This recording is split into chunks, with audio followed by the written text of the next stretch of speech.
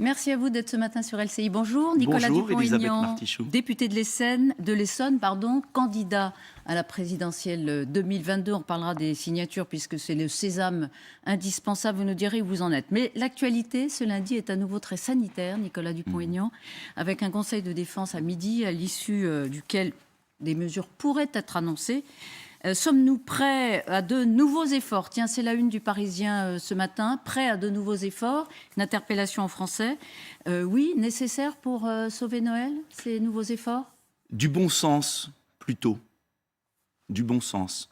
Par exemple, des choses tellement simples que je réclame la gratuité des tests.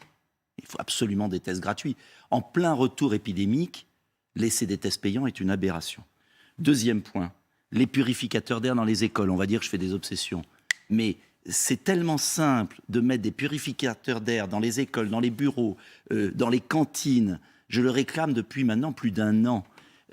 Ça réduit considérablement les choses. Arrêtez les fermetures de lits. Arrêtez les fermetures de lits dans les hôpitaux.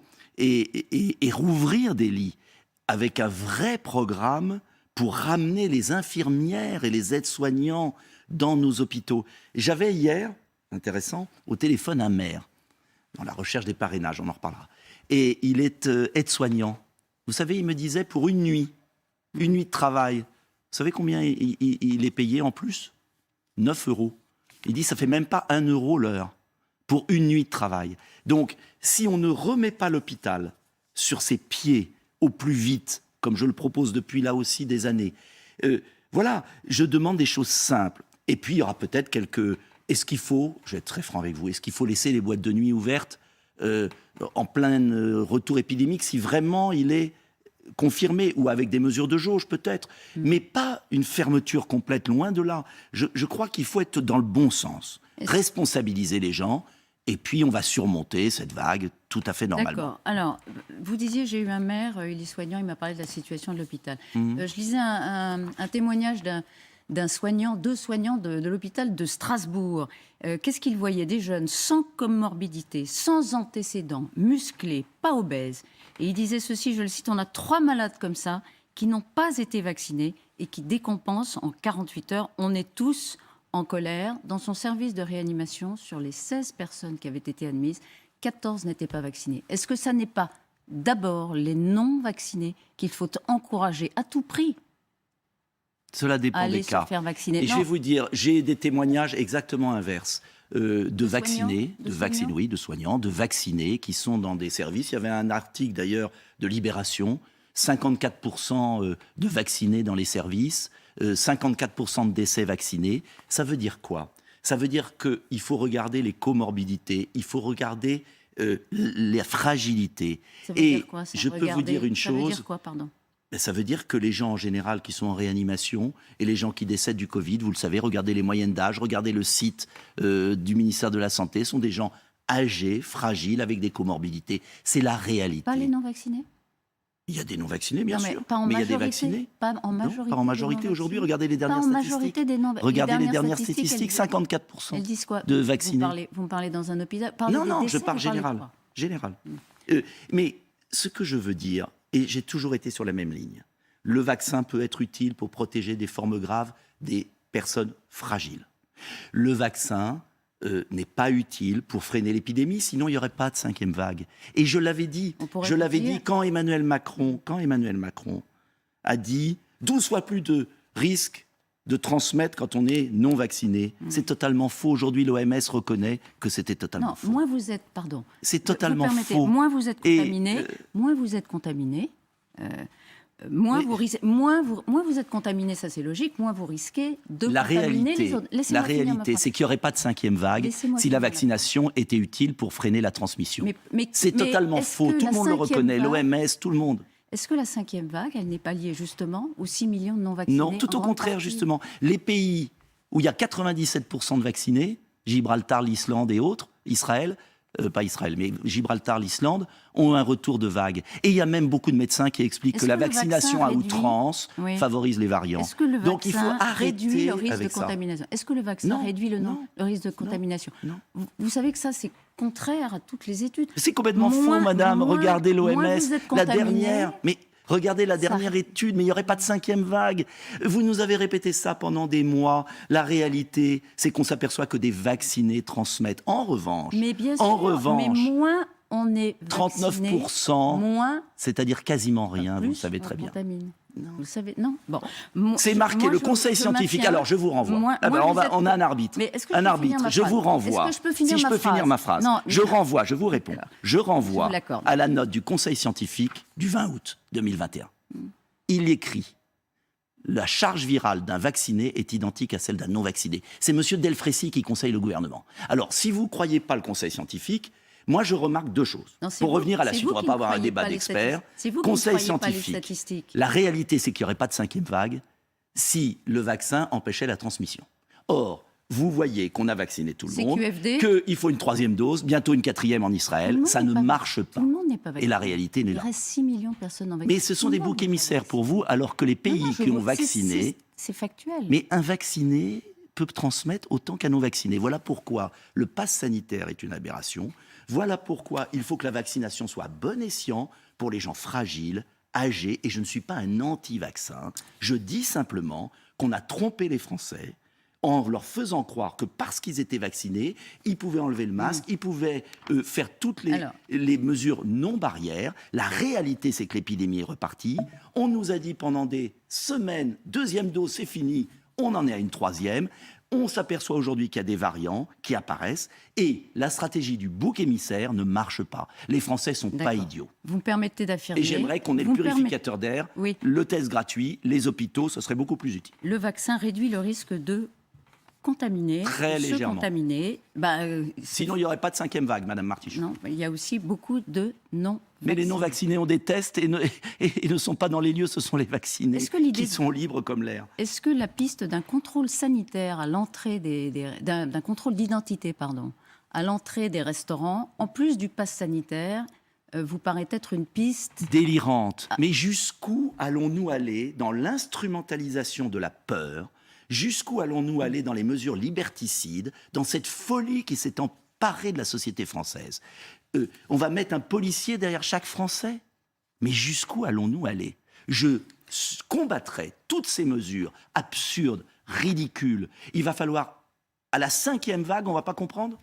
À la 5e vague, on continue les vieilles recettes du bouc émissaire, du contrôle d'identité, du policier. Donc le pass sanitaire, vous, en réalité, vous le retirez, vous êtes élu président de la République, quel que soit le niveau de l'épidémie. Mais bien évidemment, il n'a aucun sens. Vous l'enlevez. Il n'a aucun sens puisque c'est une illusion. Pourquoi tous les pays l'adoptent les uns après les autres? Mais ils ne l'adoptent pas, ça n'a aucun sens. Regardez en Angleterre, regardez aux États-Unis, dans beaucoup d'endroits. Il n'y a aucun pass sanitaire. Mais il y a du pass sanitaire en Italie, mais ça ne marche pas, Madame Martichoux. En Suisse. Mais c'est extravagant ce que vous me dites. Le pass sanitaire a trompé les Français. Pourquoi les autres pays le font alors, si ça ne marche pas? Même ceux qui n'y étaient pas allés en première intention, si je puis dire. Ils ne partagent pas. Vous faites croire cela. Mais ça ne marche pas. Ça a trompé les Français. Ils ont maintenant une 5e vague. Si ça avait marché, on le saurait. Donc vous faites quoi? Vous enlevez le pass sanitaire pour la vaccination? Comme en Angleterre, comme en Suède, comme en Floride. Vous priorisez les personnes fragiles. Je priorise les personnes fragiles pour la vaccination. Vous encouragez les non-vaccinés à y aller? Pas tous les non-vaccinés. Les jeunes n'ont aucune raison d'y aller. Donc toutes les personnes âgées qui ne sont pas encore vaccinées. Oui, parce que les personnes âgées fragiles, on doit les protéger des conséquences du Covid qui peuvent être mortelles, car si vous regardez toutes les statistiques, on le voit bien.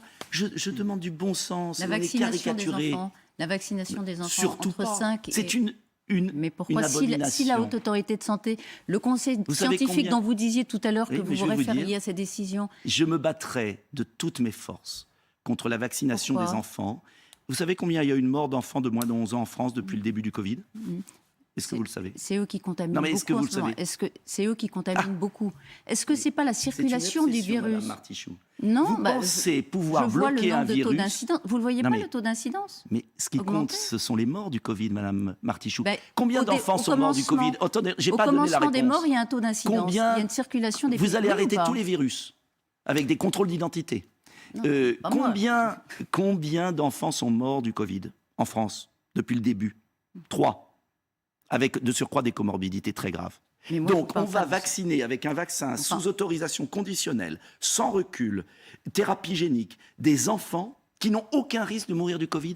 C'est une folie. est-ce qu'on peut... C'est une folie. Et heureusement, beaucoup de Français se battront contre ça. Est-ce qu'on peut freiner la circulation du virus? C'est l'enjeu. Mais non, c'est l'enjeu en vaccinant. Vous dites non. Bon. Écoutez, on ne freinera pas les virus. Donc, alors, si la Haute Autorité de Santé... Vous allez faire un monde sans virus, sans rien? Si la Haute Autorité de Santé le recommande, si le conseil scientifique y est favorable... J'y serais totalement opposé, car c'est un danger public pour nos enfants. Et quelle est votre boussole, alors? Et ma boussole, c'est par exemple Moderna, qui a été interdit aux moins de 30 ans, après des graves effets secondaires. Ma boussole, ce sont tous ces jeunes qui ont des myocardites. Ma boussole, c'est qu'on ne joue pas avec le défense immunitaire des enfants, qui doit être naturel. Surtout quand ils ne meurent pas du Covid. Ma boussole, c'est qu'on arrête d'intoxiquer les Français et de les manipuler par la peur. Et ma boussole, c'est qu'on s'occupe des arrêts cardiaques, qu'on s'occupe de l'hôpital, qu'on reconstruit l'hôpital public. Et qu'on arrête avec cette folie. Donc les avis scientifiques, la réalité les avis de gens avec conflit d'intérêts, vous voulez que je vous en parle? Des conflits d'intérêts? Bon. Allez-y. Oui. Allez-y. Eh bien, je dis qu'aujourd'hui, nous avons un gouvernement qui est influencé par des scientifiques et toujours les mêmes. Et j'aimerais qu'on consulte d'autres scientifiques. Pardon, voilà. C'est-à-dire pourquoi on ne consulte pas le professeur Perron, qui a été responsable à l'OMS de la stratégie vaccinale? Pourquoi on ne consulte pas le professeur Raoult, qui a soigné précocement? Pourquoi on entend toujours les mêmes scientifiques? J'aimerais savoir. Quoi, le blâme qu'il a reçu le blâme. Oui, le seul qui a soigné des millions de gens dans le monde et qui a évité des décès, on lui fait un blâme. Mais vous vous rendez compte? Il a sauvé des millions de personnes dans le monde. On va pas passer toute l'interview sur la santé, je pense qu'il y a d'autres choses. Mais c'est intéressant de savoir sur quelle réalité vous vous fondez. Justement, la réalité, madame... Est-ce que c'est une autre réalité que celle alors qui est posée par les scientifiques? De milliers de médecins scientifiques. Non. Je suis dans un débat scientifique et je demande qu'on fasse des mesures de précaution parce que si la stratégie qui avait été choisie marchait, il n'y aurait pas de 5e vague. Il y a les conseillers scientifiques du gouvernement. On a vu l'échec de ces conseillers scientifiques. Dont vous estimez qu'ils sont, muselés par des conflits d'intérêts et vous vous demandez à ce que les professeurs Delfrécy, tous les membres du conseil scientifique... Je demande qu'il y ait un débat ouvert.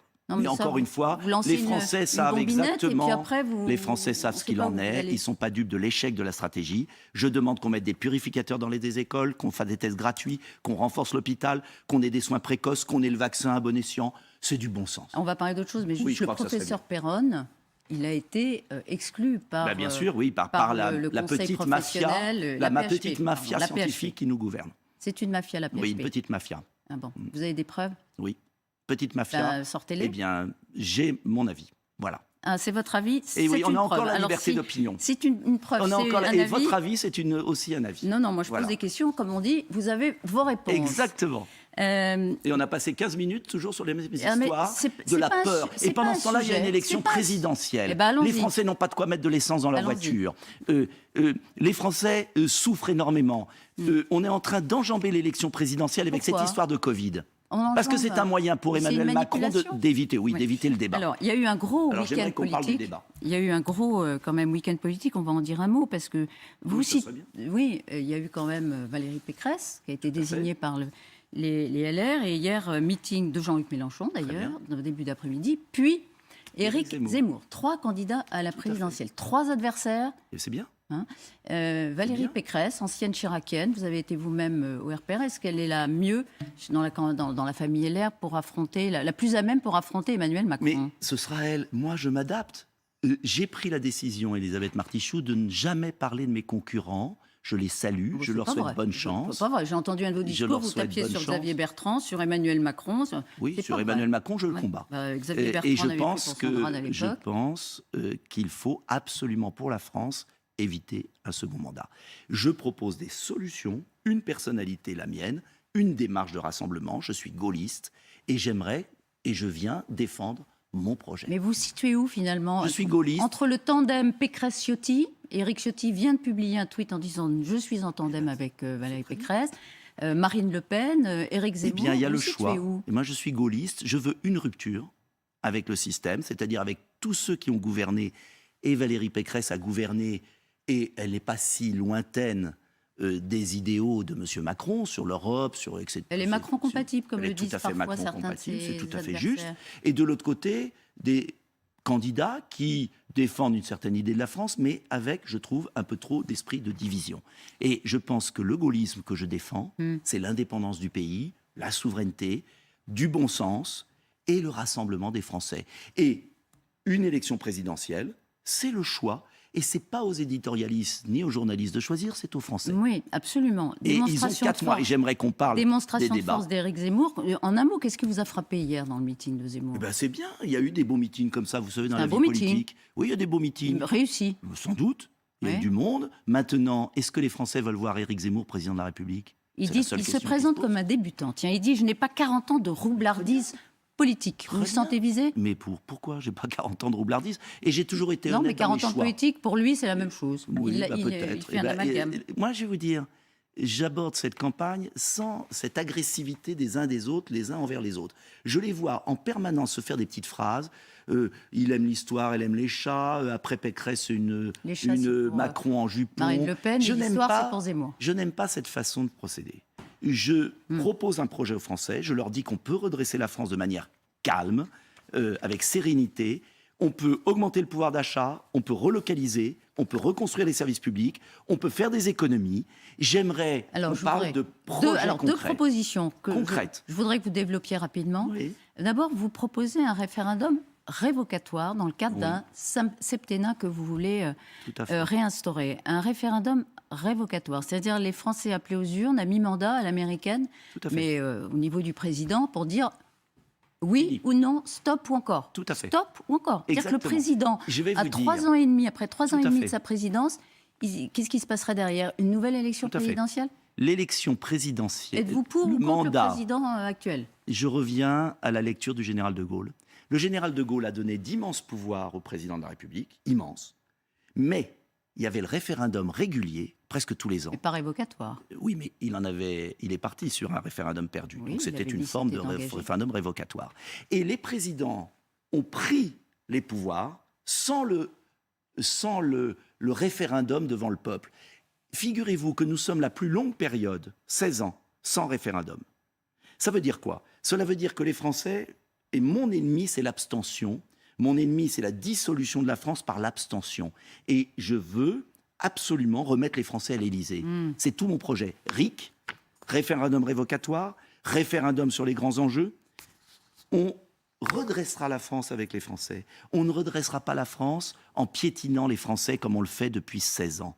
Et vous savez que j'ai quitté les Républicains ou l'UMP à l'époque sur ce référendum bafoué.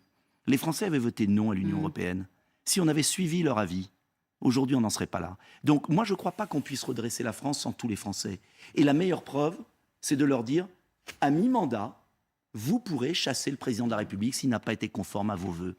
Et cela forcera les présidents Nicolas à Dupont-Aignan. aller devant le peuple. Ils ne vont plus devant le peuple, ils ont peur du peuple. Vous ne doutez jamais. Je doute, bien sûr, comme toute personne. Mais je vois beaucoup de Français. Je parcours la France et je la sillonne. Et je vois très bien que les Français ne veulent pas repartir avec ceux qui ont construit la France d'aujourd'hui et qui ne veulent pas Mais l'excès. votre solitude et J'ai votre- aucune solitude. J'ai beaucoup de Français qui vos- m'aident. des sondages très bas. Moi, les sondages, Ça ne vous fait pas douter. Rien Vous du vous tout. remettez pas en cause Non. parfois en vous disant Et je vais vous dire. peut-être que ma stratégie n'est pas la bonne, peut-être que ma stratégie mais de les Français solitude. jugeront. Ben, les Français oui, mais jugeront. pour l'instant, En tout cas, il y a beaucoup de Français qui me soutiennent, discrètement peut-être. J'ai pas la faveur des ils sont journalistes. cachés. Mais je vais Bon, vous dire, vous êtes Monsieur suffisamment Ciotti, reçu, pardon. Vous êtes Monsieur suffisamment Ciotti, reçu dans les Monsieur médias pour ne Ciotti, pas dire ça. Vous êtes Monsieur suffisamment Ciotti. reçu dans les médias pour Mais pas attendez, dire ça. Monsieur Ciotti, il n'y a pas un journaliste parisien qui, il y a un mois, pensait que Monsieur Ciotti serait premier. Et vous Mais n'imaginez pas lui-même tous. non plus. Il l'avait Et dit. alors Lui-même non plus. Eh Donc bien, en il tout fallait cas- que les journalistes se substituent Eh bien, Madame à Marty, ses propres. Enfin, Est-ce qu'un jour, dans Fasse ce mieux que ses pays, propres doutes. les Français peuvent être libres de choisir leur président? regardez, on vous C'est reçoit. l'objet. Mais Il encore joue sur merci, pièce. je vous remercie Il de votre joue sur sollicitude. pièce. En attendant, les Français jugeront. Je propose un projet. Il est financé. Je suis le seul à avoir écrit un livre qui explique mon financement. Je suis le. on en j'ai avait été parlé. maire de On vous a terrain. même reçu. Et Où va mais le pognon? Quelle Ah, oui. générosité. Eh Mais bien, c'est je pas vous quelle en remercie. générosité, mais en attendant, arrêtez de nous taper dessus alors qu'on vous reçoit Mais je vous en tape pas permanence. dessus. Il y a Je quelque dis chose que d'un c'est petit pas les peu, Français, si vous voulez, c'est pas les journalistes. instrumentalisé qui est à la fin contre-productif. Eh bien, Ça ne en tout marche cas- pas dans les sondages. eh bien, les sondages se sont toujours trompés. Alors, ça m'est complètement égal. Voilà, ce sont les Français qui choisissent. Vos signatures, ça va? Ça avance. Vous étiez dans la Je Creuse. demande, vous en avez au eu maire de me parrainer. Il en manque encore. Ce sera à un prêt, comme beaucoup de candidats d'ailleurs, puisque les maires ne veulent plus parrainer parce qu'ils sont écœurés justement de la vie politique des plateaux télévisés. Ils ont envie d'un peu de sérieux. Bon. Et aujourd'hui, on a passé 20 minutes sur des histoires... Sur le sanitaire de mais sur le Nicolas sanitaire, Dupont-Aignan, c'est pas un petit il n'y a pas sujet. que le sanitaire. Il y a juste une épidémie qui Une impacte la vie épidémie des Français. que vous attisez à la dramatisant pour faire peur aux Français et pour que pendant ce temps-là, on ne parle pas de la présidentielle. Moi, ce qui m'intéresse, ce sont tous les problèmes des On Français. est dans le complot, L'épidémie. nous aussi. Mais non, nous aussi, mais on vous est- participez. Bon, et en vous tout cas, participez de cette Vous climat de panique. reviendrez Mais parce bien, que vous mais êtes régulièrement Je invité. reviendrai et je même vous si remercie nous de m'inviter activez conformément aux règles vous nous de la activez démocratie. Mais je vous invective pas du tout. passage. Merci, Mais je vous invective Nicolas pas. Dupont-Aignan. Je vous dis que c'est pas à vous de choisir le candidat. Si vous passiez moins de temps à nous critiquer et plutôt qu'à parler de vous, ça irait C'est aussi vous très qui vous bien. sentez visé. Merci beaucoup. Il n'y a pas de souci. Merci beaucoup, Nicolas Dupont-Aignan, d'avoir été ce Merci matin à vous de m'inviter. sur LCI. Cette Bonne grande journée. générosité. Le temps dans un instant avec Guillaume.